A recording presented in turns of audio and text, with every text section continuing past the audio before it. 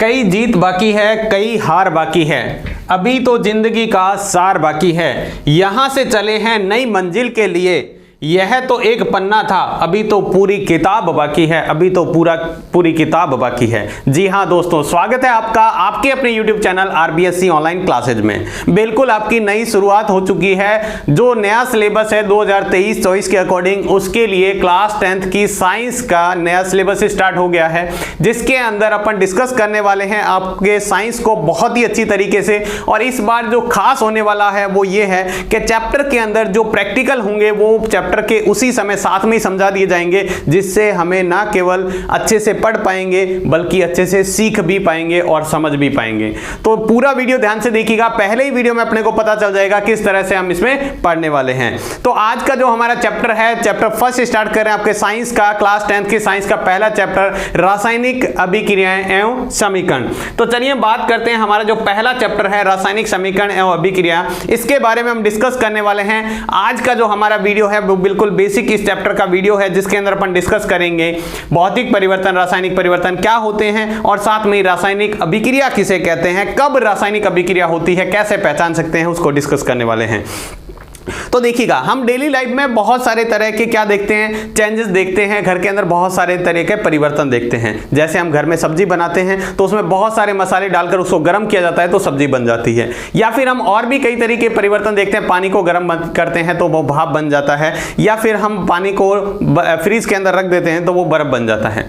इस तरह के बहुत सारे, लकड़ी को जलाते हैं तो कोयला बन जाता है, घर में गैस सिलेंडर में गैस जलाते हैं तो वो क्या बन जाती है, कार्बन डाइऑक्साइड बन जाती है। ठीक है, वो गैस कहाँ जाती है, सारे के सारे जो परिवर्तन होते हैं वो मेनली या तो भौतिक परिवर्तन होते हैं या रासायनिक परिवर्तन होते हैं। तो पदार्थ में दो तरह के परिवर्तन होते हैं, कौन कौन से, एक होता है भौतिक परिवर्तन और दूसरा होता है रासायनिक परिवर्तन। ठीक है, तो पदार्थ में जो परिवर्तन है वो कितने तरह के होते हैं। ठीक है, पदार्थ में परिवर्तन की बात करें वो दो तरह के परिवर्तन होते हैं। कितनी तरह के, दो तरह के परिवर्तन होते हैं। एक हमारा जो होता है वो होता है भौतिक परिवर्तन। कौन सा होता है, भौतिक परिवर्तन। और दूसरा जो हमारा होता है वो होता है रासायनिक परिवर्तन। कौन सा होता है, रासायनिक परिवर्तन। कौन सा भौतिक होगा, कौन सा रासायनिक होगा, उसको समझते हैं। भौतिक परिवर्तन मतलब होता है पदार्थ के भौतिक गुणों में परिवर्तन होता है। अब ये भौतिक गुण क्या होते हैं, जैसे मान लो पदार्थ की अवस्था चेंज होगी, गर्म किया, ठीक है, भाप बन गया, ठंडा किया, वो सॉलिड बन गया, इस तरह के, या उसके रंग में ऐसे परिवर्तन जो होते हैं, ठीक है, उसके शेप में परिवर्तन हो गया, ये तो होते हैं हमारे भौतिक परिवर्तन।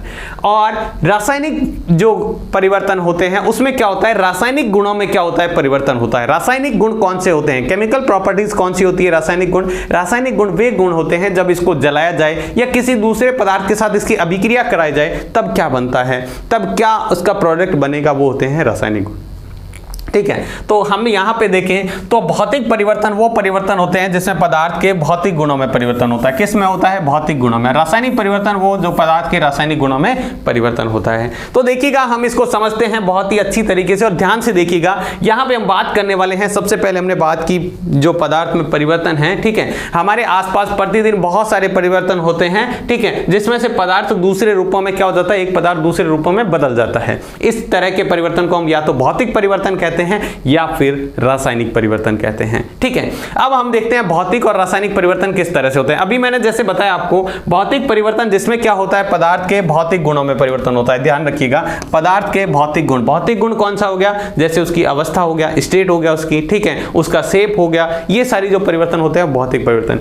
और रासायनिक परिवर्तन मतलब पदार्थ के रासायनिक गुणों में परिवर्तन होता है। रासायनिक मतलब उसको जलाने से या किसी दूसरे पदार्थ के साथ अभिक्रिया करवाने से क्या पदार्थ बनता है, क्या उसकी रिएक्शन होती है, वो क्या होते हैं, रासायनिक गुण होते हैं। अब बात करते हैं, ये जो परिवर्तन होते हैं ना, ये अस्थायी होते हैं। अस्थायी का मतलब है एक पदार्थ से आपने दूसरा पदार्थ बना दिया तो वो फिक्स नहीं रहता है। ठीक है, जैसे भौतिक परिवर्तन की बात करें, जैसे हमने मान लो पानी को फ्रिज के अंदर रख दिया तो थोड़ी देर बाद में वो क्या हो जाएगा, बर्फ बन जाएगा। ठीक है, ये ऐसे परिवर्तन होते हैं भौतिक परिवर्तन। लेकिन अब जब फ्रिज से वापस बर्फ को निकाल के बाहर रख देंगे तो क्या वो बर्फ ही रहेगा, क्या नहीं, थोड़ी देर बाद में वो अपने आप पानी में बदल जाएगा। मतलब स्थायी फिक्स नहीं है, फिक्स नहीं है कि हमेशा बर्फ ही रहेगा।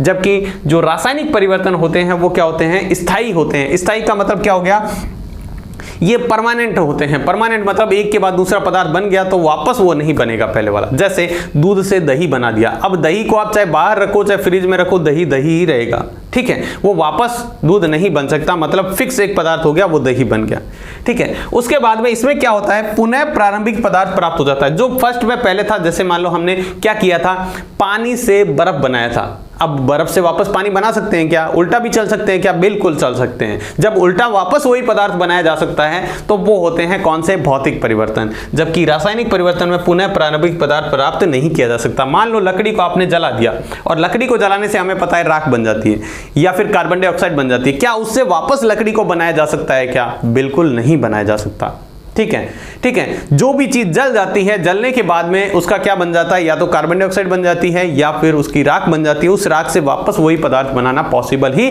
नहीं है। जैसे हम बात करें दूध से दही बनाना, तो दही से क्या वापस दूध बना सकते हैं क्या? नहीं बनाया जा सकता, ठीक है। तीसरी बात करें इसके बाद अगला पॉइंट है, इसमें नया पदार्थ नहीं बनता है। अब देखो दूध से जो हमने दही बर्फ से जो पानी से हमने बर्फ बनाया, क्या बर्फ कोई अलग चीज है क्या? नहीं, वो पानी ही है, लेकिन उसकी क्या होगी, अवस्था चेंज हो गई, वो ठोस बन गया है, ठीक है। जबकि इसमें क्या हो जाता है, नया पदार्थ बन जाता है। जैसे मान लो हमने लकड़ी को जलाया तो वो क्या बन गया, कोयला बन गया। जैसे हमने कागज को जलाया, लकड़ी को जलाया, इस तरह की चीजें को हम कोयले को जलाया तो ये क्या हो जाते हैं, जलने से क्या बन जाती है, राख बन जाती है। और ये परिवर्तन कौन से होते हैं, इसमें नया पदार्थ बन जाता है, वो पहले वाला नहीं रहता। उदाहरण की बात करें, जैसे पानी से बर्फ का जमना, पानी से बर्फ जमेगा तो वो क्या हो जाएगा, भौतिक परिवर्तन। इस तरह के और भी परिवर्तन होते हैं, जैसे मोम का पिघलना, जो हमारे घर में मोम होती है, वैक्स होती है, उसको पिघालते हैं तो क्या हो जाएगा, वो पिघल जाएगा और वापस उसको जमा सकते हैं। घर में लाइट का स्विच ऑन करेंगे, लाइट बल्ब ऑन हो जाएगा, ऑफ कर देंगे वापस बंद हो जाएगा। ये कौन से परिवर्तन होते हैं, ये भौतिक परिवर्तन होते हैं, ठीक है। इस तरह के और भी आप बहुत सारे परिवर्तन आप खुद अपनी तरफ से डेली लाइफ में देख सकते हो, जिसमें वापस वही किया जा सके जो पहले था, वापस वही बन जाता है, तो वो कौन सा होता है, वो होता है भौतिक परिवर्तन। जैसे एक एग्जाम्पल और है, जैसे पानी में मान लो चीनी मिला दिया है, अब वो मिक्स हो गया, भौतिक परिवर्तन होगा या रासायनिक परिवर्तन? बहुत सारे बच्चे कहेंगे सर रासायनिक परिवर्तन, उसको अलग नहीं किया जा सकता, लेकिन उसको अलग किया जा सकता है। अगर आप उसको गर्म करेंगे तो गर्म करने से क्या हो जाएगा, पानी तो वाष्प बन के उड़ जाएगा, चीनी चीनी उसके अंदर रह जाएगी, चाहे चीनी हो चाहे नमक हो, ठीक है। तो ये भौतिक परिवर्तन होता है, अच्छे से ध्यान रखिएगा। रासायनिक परिवर्तन जैसे लोहे पर जंग लगना, जैसे लोहे पर जंग लग गया है तो अब उसको जंग को नहीं हटा सकते, वो जो लोहा वहां से खराब हो गया है, ठीक है। अब वहां से आप चाहते हो उसमें से लोहे को अलग करना पॉसिबल नहीं है। दूध से दही बनना, अब दही से वापस दूध नहीं बना सकते।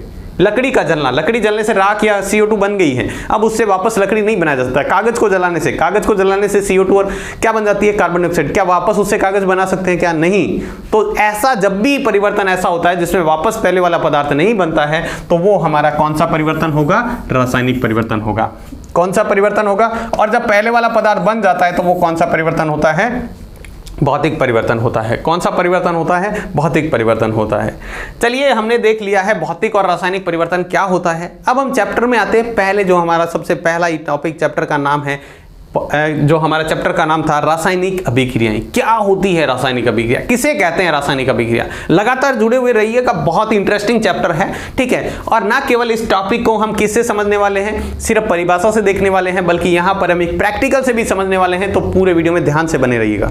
तो देखिएगा, चलिए हम बात करते हैं यहाँ पे रासायनिक अभिक्रिया। रासायनिक अभिक्रिया में क्या होता है, एक या एक से अधिक पदार्थ, एक पदार्थ भी हो सकता है या एक से अधिक पदार्थ मिलकर क्या बना देते हैं, अभिक्रिया करके नया पदार्थ बना देते हैं। जब एक या एक, कभी तो एक ही पदार्थ होता है या फिर कई पदार्थ मिलकर क्या बना देते हैं, एक नया पदार्थ बना देते हैं, जिसके गुण जो हैं, जिसकी प्रॉपर्टी जो है, जो हमने पदार्थ मिलाए थे, एक था या दो तीन थे, उनसी प्रॉपर्टी से बिल्कुल अलग होते हैं, उनके गुणों से बिल्कुल अलग होते हैं, ठीक है। तो उस प्रकार के हम गुण जिसमें होते हैं, इसे हम क्या कह देते हैं, रासायनिक अभिक्रिया कह देते हैं। दूसरा हम बात करें सिंपल सी भाषा में, तो अगर कहीं पर रासायनिक परिवर्तन हो रहा है, इसका मतलब वो रासायनिक अभिक्रिया है। किसी पदार्थ में होने वाले रासायनिक परिवर्तन को ही हम क्या कह देते हैं, रासायनिक अभिक्रिया कह देते हैं, बहुत ही आसान सी भाषा में। और याद रखना, तो एक या एक से अधिक पदार्थ मिलकर क्या करते हैं, आपस में क्रिया करके या अभिक्रिया करके क्या बना देते हैं, नया पदार्थ बना देते हैं, जिसके गुण पहले वाले पदार्थों से बिल्कुल अलग होते हैं, उसे हम रासायनिक अभिक्रिया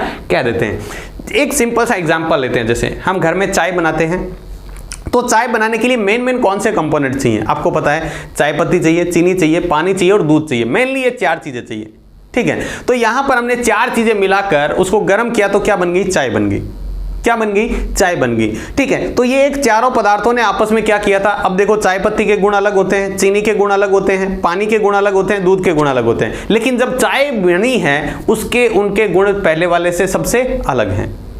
तो ये कौन सा परिवर्तन हो गया? ये एक रासायनिक परिवर्तन है, क्योंकि वापस चाय से आप सारे पदार्थ अलग नहीं कर सकते जैसे पहले वाले जैसे हमने मिलाए थे। तो इस प्रकार के जो कोई भी परिवर्तन होता है, इस प्रकार की कोई भी क्रिया होती है, उसको हम रासायनिक अभिक्रिया कह देते हैं। क्या कह देते हैं? रासायनिक अभिक्रिया कह देते हैं। अब यहां पे दो बातें आपको और ध्यान रखनी है। देखो, जिनके बीच में, जिन पदार्थों के बीच में रासायनिक अभिक्रिया होती है उसको हम अभिकारक कहते हैं। क्या कहते हैं? अभिकारक। जैसे हमने अभी बात की थी, चाय बनाने के लिए हम क्या क्या यूज कर रहे हैं? चाय पत्ती का यूज कर रहे हैं, चीनी का यूज कर रहे हैं, दूध का यूज कर रहे हैं, पानी के, ये चार चीजें हैं, ये चारों क्या हैं? अभिकारक है। यानी जिसके बीच में रासायनिक अभिक्रिया होती है या जिसके बीच में रासायनिक अभिक्रिया कराई जाती है, वे पदार्थ अभिकारक कहलाते हैं। क्या कहलाते हैं? अभिकारक कहलाते हैं, रिएक्टेंट कहलाते हैं। आपको अच्छी तरह याद रखना है। वे पदार्थ जिनके बीच में रासायनिक अभिक्रिया होती है उन्हें हम क्या कह देते हैं? उनको हम, या फिर कह दे वे पदार्थ जो रासायनिक अभिक्रिया में भाग लेते हैं, जिनके बीच में रासायनिक अभिक्रिया करवानी है, वो अभिकारक होते हैं। और रासायनिक अभिक्रिया होने के बाद में जो पदार्थ बनता है, जैसे हमने सारे चीज मिलाए, ठीक है, फिर क्या बना? हमारा प्रोडक्ट चाय बनी। तो चाय को हम क्या कहेंगे? उत्पाद कहेंगे। क्या कहेंगे? उत्पाद कहेंगे। रासायनिक अभिक्रिया के बाद में, रासायनिक अभिक्रिया के परिणाम स्वरूप या फल स्वरूप बनने वाले पदार्थ को, रासायनिक अभिक्रिया जिसके भी बीच में कर रही है, अब रासायनिक अभिक्रिया हो गई है, उसके बाद में जो भी पदार्थ बनेगा उसको हम उत्पाद कहेंगे। और जिसके बीच में रासायनिक अभिक्रिया करवाएंगे उन्हें हम अभिकारक कहेंगे। ठीक है, अभिकारक यानी रिएक्टेंट, और उत्पाद यानी क्या होता है? प्रोडक्ट होता है। क्या होता है? प्रोडक्ट। अब यहां पे हम एक उदाहरण से समझते हैं क्या होती है रासायनिक अभिक्रिया, किस बीच में होती है। तो देखिएगा, हमने यहां पर क्या किया, उदाहरण के तौर पर हमने मैग्नीशियम रिबन है उसको लिया है। ठीक है, मैग्नीशियम रिबन को दहन कराते हैं। दहन का मतलब होता है जलाना, और आपको पता है किसी भी चीज को जलाने के लिए किसकी जरूरत पड़ती है? ऑक्सीजन की। किसकी जरूरत पड़ती है? ऑक्सीजन की। तो हमने यहां पर मैग्नीशियम को जलाने के लिए किससे अभिक्रिया करेगा? कोई भी चीज जलेगी तो वो ऑक्सीजन से अभिक्रिया करेगी। किससे करेगी? ऑक्सीजन से। और मैग्नीशियम ऑक्सीजन से अभिक्रिया करके मैग्नीशियम ऑक्साइड बना देता है। क्या बना देता है? Magnesium oxide. और ये जो जलता है ना, ये बिल्कुल व्हाइट कलर की क्या करता है? आग निकालता है। व्हाइट कलर की इसके अंदर क्या है? ज्वाला निकलेगी, आग निकलेगी, फ्लेम होगी व्हाइट कलर की। और इसको जलाने पर जो राख बनती है ना, वो व्हाइट कलर की होती है। वो क्या होती है? व्हाइट कलर की होती है, बिल्कुल व्हाइट कलर की, एकदम व्हाइट कलर। व्हाइट पाउडर होता है ना जो घर में अपन यूज कर ले, टेल्कम पाउडर होता है, बिल्कुल उसके जैसी राख होती है। तो चलिए हम देखो यहां पर हम इसको प्रैक्टिकल से समझते हैं। बहुत ध्यान से देखिएगा, प्रैक्टिकल ये करके देखते हैं। मैग्नीशियम रिबन लेके और उसको हम क्या करते हैं? मैग्नीशियम रिबन लेके हम उसको जला के देखते हैं क्या वास्तव में जो व्हाइट कलर का पाउडर बनता है क्या। तो इसके लिए हमें क्या क्या चाहिए? एक हमें चाहिए यहां पर बर्नर, जिसकी जगह हम लाइटर का यूज कर लेंगे। ठीक है, इसको जलाना है, और यहां पर हम पकड़ने के लिए एक चिमटा लेंगे हम, और साथ में हम क्या करेंगे? इसको जला के देखेंगे क्या व्हाइट कलर का पाउडर बन रहा है क्या। तो चलिए हम इसको प्रैक्टिकल से सीखते हैं। पूरा वीडियो ध्यान से देखिएगा, प्रैक्टिकल को बहुत ध्यान से देखिएगा, करके देखते हैं। तो चलिए देखते हैं मैग्नीशियम रिबन का दहन कैसे होता है। तो सबसे पहले हमने यहां पर मैग्नीशियम जो रिबन है वो मंगाया है। तो मैग्नीशियम रिबन किस प्रकार का होता है? जो इस तरह का ब्लैक सिल्वर कलर का होता है, हल्का सिल्वर कलर का होता है। इसको हमने क्या कर लिया, यहां से इतना सा टुकड़ा यहां से तोड़ लिया है, और अब हम इसका दहन करने वाले हैं। तो दहन करने के लिए हमने क्या किया है, इसको यहां से पकड़ लिया है। ये है मैग्नीशियम रिबन। इसका दहन करेंगे तो जलाने से क्या होता है, हमने पढ़ा था मैग्नीशियम को जलाने से जो मैग्नीशियम ऑक्साइड बनता है व्हाइट कलर का पाउडर होता है, सफेद कलर का जो पाउडर बनता है और श्वेत ज्वाला के साथ जलता है, यानी व्हाइट कंबंशन होता है इसका। तो जलाने से देखिएगा, मैग्नीशियम रिबन को जलाते हैं तो जैसे ये जलने लगता है तो व्हाइट कलर की फ्लेम आती है इसकी। कैसी कलर की? व्हाइट कलर की फ्लेम आती है, और साथ में ये जलने पर जो इसका पाउडर बनता है वो भी क्या होता है? व्हाइट कलर का होता है। तो देखिएगा इतनी दूर जलने पर ये क्या बना है? व्हाइट कलर का जो पाउडर बना है यही होता है मैग्नीशियम ऑक्साइड। क्या होता है? Magnesium oxide. तो इस तरह से मैग्नीशियम को जलाने से जो मैग्नीशियम ऑक्साइड का व्हाइट कलर का पाउडर बनता है। तो उम्मीद है आपको ये प्रैक्टिकल से बिल्कुल समझ में आ गया कि किस तरह से हमने क्या किया था, जो मैग्नीशियम रिबन का दहन किया था तो उससे कैसे हमने यहां पर देखा बिल्कुल व्हाइट कलर का पाउडर बना या नहीं बना। व्हाइट कलर का पाउडर साइड में आपको दिखा ना, ये बिल्कुल इसको जलाने से बनता है। और देखो किस तरह की आग जल रही थी, बिल्कुल व्हाइट कलर की आग जल रही थी। तो मैग्नीशियम रिबन को जलाने से क्या होता है? मैग्नीशियम रिबन को जलाने से श्वेत ज्वाला होती है, यानी व्हाइट कलर की आग निकलती है उसमें से, और जलाने पर हमने देखा सफेद कलर का पाउडर बनता है। ये सफेद कलर का पाउडर क्या था? ये था मैग्नीशियम ऑक्साइड। क्या था? मैग्नीशियम ऑक्साइड था। ठीक है। तो देखिएगा कितना इंटरेस्टिंग हो जाता है जब हम किसी टॉपिक को प्रैक्टिकल से समझ लेते हैं। अब आप इस चीज को पूरी लाइफ में कभी भी नहीं भूलोगे कि किस तरह से मैग्नीशियम को जलाने से मैग्नीशियम ऑक्साइड बनता है। और आपको पता है किसी भी चीज को जलाने के लिए किसकी जरूरत पड़ती है? ऑक्सीजन। तो ऑक्सीजन तो थी यहाँ पे, ऑक्सीजन तो हमारे पास में थी ही, यहाँ पर इन्वायरमेंट में ऑक्सीजन तो है ही। उसने अभिक्रिया की, जलाया, तो कैसे व्हाइट कलर का पाउडर बना। तो आज हमने देखा यहाँ पे किस तरह से मैग्नीशियम का दहन करने से क्या होता है, मैग्नीशियम ऑक्साइड बनता है। अब हम देखते हैं कब कब रासायनिक अभिक्रिया होती है, कैसे हम पहचान सकते हैं यहाँ पे रासायनिक अभिक्रिया हुई या नहीं, कैसे पता चलेगा कि रासायनिक अभिक्रिया हो रही नहीं। तो देखिएगा रासायनिक अभिक्रिया की पहचान कैसे कर सकते हैं। अगर आपको दिखे कहीं भी पदार्थ की अवस्था में परिवर्तन हो गया, जो अवस्था थी पहले मान लो ठोस, द्रव्य, गैस, उसमें से किसी में भी पहले ठोस थी फिर गैस बन गई या द्रव्य बन गई, तो उसका मतलब क्या है, रासायनिक अभिक्रिया हो रही है। उसके रंग में परिवर्तन हो गया, कई बार हम ऐसे प्रैक्टिकल करके देखेंगे, आपको देखेंगे दूसरी चीज मिलाएंगे तो उसके रंग में परिवर्तन हो जाएगा, ठीक है। तो वो भी क्या है, रासायनिक। उसमें से गैस का निकलना या उत्सर्जन होना, उसमें से गैस निकले, अभी आपने देखा था ना एक गैस निकल रही थी, कितना धुआं निकल रहा था खतरनाक उसके अंदर से, वो आंखों के लिए बहुत हानिकारक होता है। मैग्नीशियम रिबन का जब दहन करते हैं तो जो धुआं निकलता है वो हमारी आंखों के लिए बहुत हानिकारक होता है। तो इसको घर में करते हुए बहुत अच्छे से सेफ्टी करना है, और या किसी की देखरेख में, अपनी टीचर की देखरेख में ही ऐसा करें, बिल्कुल खुद करने की कोशिश ना करें। अगला है ताप में परिवर्तन। कई बार उसके ताप में परिवर्तन हो जाता है, पहले या तो ठंडा था अब गर्म हो गया, या पहले गर्म था अब ठंडा भी हो जाता है, तब भी हम उसको कहेंगे रासायनिक अभिक्रिया हो रही है। या फिर कहीं अवक्षेप का निर्माण हो गया। ये अवक्षेप क्या होता है, अवक्षेप जो जल में अविलय होता है, ऐसा पदार्थ जो जल में घुले नहीं, या ऐसा पदार्थ बन जाए जो अब जल में नहीं घुल रहा। जैसे आपने देखते हैं चौक का पाउडर होता है जो जल में घुलता नहीं है, तो इस तरह के हमको क्या कह देते हैं, अवक्षेप कह देते हैं। यहाँ पर हमने एक और एग्जाम्पल से समझा है, ये भी हम प्रैक्टिकल करेंगे नेक्स्ट वीडियो के अंदर आगे, जब एक और ये बात आएगी। अब ये मैग्नीशियम जो है जिंक का प्रैक्टिकल करके देखेंगे किस तरह से हाइड्रोजन गैस की पहचान। तो देखिएगा हमने क्या किया, यहाँ पर जो सल्फ्यूरिक अम्ल लिया है, इसमें सल्फ्यूरिक अम्ल कौन सा होता है, H2SO4, तनु H2SO4। तनु का मतलब होता है कम पावर वाला, ठीक है। तनु H2SO4 लिया है, और इसमें हमने क्या किया, जिंक के दाने डाले। तो जैसे ही हमने जिंक के दाने, इसके अंदर से हाइड्रोजन गैस निकल रही है, कौन सी, H2 गैस यानी हाइड्रोजन गैस। तो अगर कहीं से गैस भी निकल रही है, देखो हमने पढ़ा है ना, गैस का निकलना या गैस का उत्सर्जन होना, अगर कहीं गैस भी निकल रही है, इसका मतलब भी क्या होता है, वहां पर रासायनिक अभिक्रिया है। तो अगर ये पॉइंट किसी में भी लग रहे हैं तो इसका मतलब वो हम पहचान के, नॉर्मली हम बेसिक तौर पर पहचान सकते हैं कि ये रासायनिक अभिक्रिया है, ठीक है। तो आज के वीडियो में हमने देखा है किस तरह से पदार्थों में परिवर्तन होता है, क्या होता है भौतिक परिवर्तन, क्या होता है रासायनिक परिवर्तन, ठीक है। और साथ में हमने देखा क्या होती है रासायनिक अभिक्रिया, और हमने देखा मैग्नीशियम रिबन का दहन है वो कैसे होता है। मैग्नीशियम रिबन का दहन करने से पहले उसको साफ किया जाता है, किससे, रेजमाल से साफ किया जाता है। क्यों, क्योंकि मैग्नीशियम इन्वायरमेंट में उपस्थित CO2 से अभिक्रिया कर लेता है और मैग्नीशियम कार्बोनेट बना देता है, ऊपर परत बन जाती है, तो उसको पहले साफ किया जाता है, ठीक है। ये आपको ध्यान रखना है। किस लिए किया जाता है साफ, ताकि उसके ऊपर जो कार्बोनेट की परत चढ़ गई है उसको हटाने के लिए। तो आज की वीडियो में बस इतना ही। वीडियो आपको कैसा लगा कमेंट बॉक्स में लिखकर जरूर बताना है। क्या आपको ये प्रैक्टिकल से समझते हुए इससे फायदा हो रहा है, क्या हम जो ये बात प्रैक्टिकल से सीखते हैं तो क्या आपको अच्छे से समझ में आ रही है, कमेंट में लिखकर जरूर बताएं। अगर आपको ये प्रैक्टिकल अच्छा भी लगा है तो इसको वीडियो को लाइक जरूर करें। तो आज की वीडियो में बस इतना ही, मिलते हैं नेक्स्ट वीडियो में और भी इसके बचे हुए इंटरेस्टिंग टॉपिक के साथ में प्रैक्टिकल के साथ। तब तक के लिए सभी को बहुत बहुत धन्यवाद।